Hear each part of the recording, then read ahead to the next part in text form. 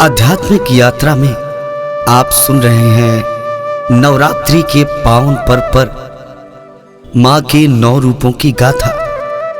नवरात्रि का 6वां दिन मां कात्यायनी को समर्पित है। मान्यता है कि माता रानी अपने भक्तों पर कृपा बरसाती हैं और हर हाल में उनकी मनोकामनाएं पूर्ण करती हैं।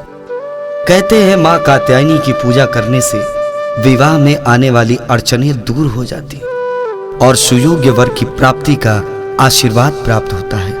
कहा जाता है कि मां कात्यायनी अपने भक्तों के सभी मंगल कार्यों को संपन्न कराती है। शास्त्रों में प्रचलित पौराणिक कथाओं के अनुसार मां कात्यायनी की पूजा स्वयं भगवान राम और श्री कृष्ण ने भी की थी। कहा जाता है कि भगवान श्री कृष्ण को पति के रूप में पाने के लिए माता रानी के स्वरूप की उपासना गोपियों ने भी की थी। बहरहाल वो एक अलग कथा है। आइए जानते हैं मां कात्यायनी के जन्म के पीछे की कहानी। पौराणिक कथाओं के अनुसार ऋषि कात्यायन मां दुर्गा के परम उपासक थे।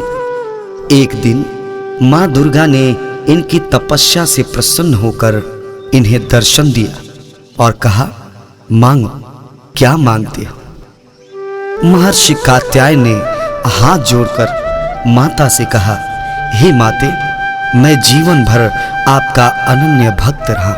आपका हर रूप मेरे लिए पूजनीय है, आराधनीय है, लेकिन मेरे मन में एक प्रबल इच्छा है मां कि मैं आपको अपनी पुत्री के रूप में पाना चाहता हूं। और माता ने कहा, तथास्तु। और इस प्रकार मां ऋषि कात्यायन के वहां पुत्री के रूप में अवतरित हुई और ऋषि कात्यायन की पुत्री होने के कारण ही देवी मां को कात्यायनी कहा गया। धार्मिक मान्यताओं के अनुसार मां कात्यायनी की उपासना से इंसान अपनी इंद्रियों को वश में कर सकता है। मां कात्यायनी ने ही महिषासुर का वध किया था, इसलिए ही मां कात्यायनी को महिषासुर मर्दनी भी कहा जाता है। मां कात्यायनी को दानवों और असुरों का विनाश करने वाली देवी कहते हैं। आप सभी पर मां कात्यायनी की कृपा बनी रहे। जय माता दी।